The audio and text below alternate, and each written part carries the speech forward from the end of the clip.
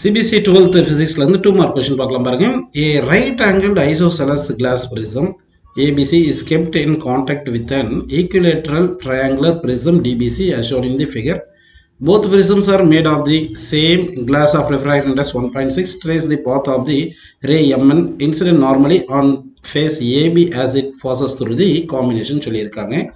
இப்போ பாருங்க, இப்போ லைட் வந்து இங்கே இன்சிடென்ட் ஆகுது. ஏபி சர்ஃபேஸில் இன்சிடென்ட் ஆகும்போது இங்கே நார்மல் இன்சிடென்ட்ஸுக்கு ஆங்கிள் ஆஃப் இன்சிடென்ஸ் வந்து 0 வரும். அப்போ ஆங்கிள் ஆஃப் ரிஃப்ராக்ஷனும் 0 வரும். அப்படின்னா வித்தவுட் டிவியேஷன் லைட் வந்து ஸ்ட்ரைட்டாக அப்படி ட்ராவல் ஆகும். ஓகேங்களா? சரி, இப்போ ஏசி சர்ஃபேஸுக்கு இது ஒரு நார்மல் லைன் அப்படின்னு அஸ்யூம் பண்ணிக்கலாம். இப்போ இது ஐசோசெலஸ் ப்ரிசம்னால இங்கே 45 டிகிரினால இது 90 டிகிரினால அப்போ என்ன ஆயிரும், இது 45 டிகிரின்னு வந்துடும். ஓகேங்களா? அப்போ 45 டிகிரின்னா இந்த ஆங்கிள் 45 டிகிரி, ஏன்னா வந்து இது நார்மல் லைன்னால 90 டிகிரினால இங்கே 45னா இது வந்து 45 டிகிரி.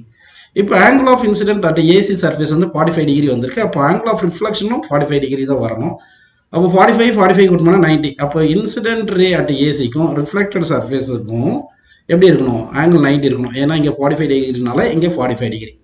இப்போ பார்த்தீங்கன்னா இந்த ரிஃப்ளெக்டட் அட் ஏசி சர்ஃபேஸ் இருக்கு இல்லையா, இந்த ரே வந்து பிசி சர்ஃபேஸ்க்கு இன்சிடென்ட் ஆகும்போது நார்மலாக இன்சிடென்ட் ஆகுப்பா. நார்மலாக இன்சிடென்ட்ஸ்னால் திருப்பி ஆங்கிள் ஆஃப் இன்சிடென்ட் 0. அப்போ ஆங்கிள் ஆஃப் ரிஃப்ராக்ஷன் என்ன ஆயிரும், உங்களுக்கு 0 வந்துடும். அப்போ வந்து என்ன பண்ணிடலாம்னா இது அப்படி இப்படி ஆங்கிள் ஆஃப் ரிஃப்ராக்ஷன் 0னால இப்படி ஸ்ட்ரைட்டாக அப்படி வந்துடுதுன்னு எடுத்துக்கலாம். ஓகேங்களா? இப்போ இது 90 டிகிரி. இப்போ டிசி சர்ஃபேஸில் இன்சிடென்ட் ஆகுது இங்கே 60 டிகிரினால இது, அப்போ இது என்ன வரும், 30 டிகிரி வரும். அப்போ வந்து என்ன பண்ணலாம், இங்கே டிசி சர்ஃபேஸுக்கு ஒரு நார்மல் லைன் வரைஞ்சோம்னா இது 30 டிகிரினா இந்த ஆங்கிள் எவ்வளோ வரும்ப்போ 60 டிகிரி வரும். அப்போ ஆங்கிள் ஆஃப் இன்சிடென்ஸ் டிசிக்கு வந்து 60 டிகிரி இருக்குது. ஓகேவா? இப்போ லைட் ரே வந்து டென்ஸாக டு ரேராக போகுது. சரிங்களா? நமக்கு ரிஃப்ராக்டிவ் இண்டெக்ஸ் எவ்வளோ சொல்லியிருக்காங்க, 1.6 சொல்லியிருக்காங்க. இப்போ நம்ம என்ன பண்ணலாம்னா மியூ ஈக்குவல் டு 1/sin நமக்கு ஃபார்முலா தெரியும் இல்லையா? அப்போது சைன்ஸ் ஈக்குவல் டு 1/μப்பா. 1/μ எவ்வளோ 1.6 போட்டோம்னா 1/1.6 வந்து 0.625 கிடைக்கும். இதுதான் சைன்ஸ். அப்போது C equal to sine inverse of 0.625 வருது.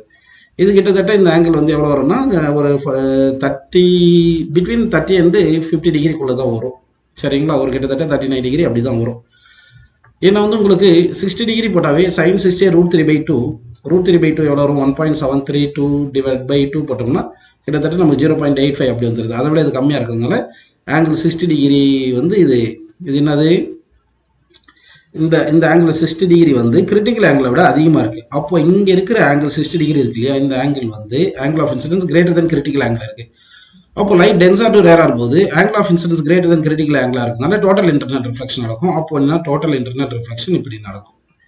இப்போ இங்கே 60னா இங்கே 60 வந்துடுதா, அப்போ இது ஆக மொத்தம் 120. இது வந்து 30 டிகிரி வரும். இங்கே 30 டிகிரி ஆல்ரெடி இந்த டி வந்து 60 டிகிரி தெரியும், ஏன்னா வந்து இது ஈக்குலேட்டரல் பிரிசம். அப்போ இது வந்து ஒரு 60 டிகிரின்னு தெரியுது. 30 டிகிரினா 60 30 கூட்டிட்டோம்னா 90, அப்படின்னா இந்த ஆங்கிள் 90. இப்போ லைட் வந்து டிசி சர்ஃபேஸ்ல இருந்து ரிஃப்ளெக்ட் ஆகுது இல்லையா, அது வந்து பிடி சர்ஃபேஸுக்கு இன்சிடென்ட் ஆகும்போது நார்மலாக இன்சிடென்ட் ஆகுது. நார்மலாக இன்சிடென்ட் ஆச்சுன்னா அகெயின் என்ன ஆகுது, நார்மலாக இன்சிடென்ட் ஆச்சுன்னா ஆங்கிள் ஆஃப் இன்சிடென்ஸ் அகெயின் 0. அப்போ ஆங்கிள் ஆஃப் ரிஃப்ராக்ஷன் 0. அப்போது வித்தவுட் டிவியேஷன் ஸ்ட்ரைட் அப்படி வந்துடும். இப்படி தான் இந்த பாத் வந்து வரைய சொன்னாங்க இல்லையா, இது வந்து நம்ம டோட்டல் இன்டர்னல் ரிஃப்ளெக்ஷன் இந்த கான்செப்ட் எல்லாம் யூஸ் பண்ணி நம்ம என்ன பண்ணியிருக்கோம், இந்த டயக்ராமை ட்ரேஸ் பண்ணியிருக்கோம்.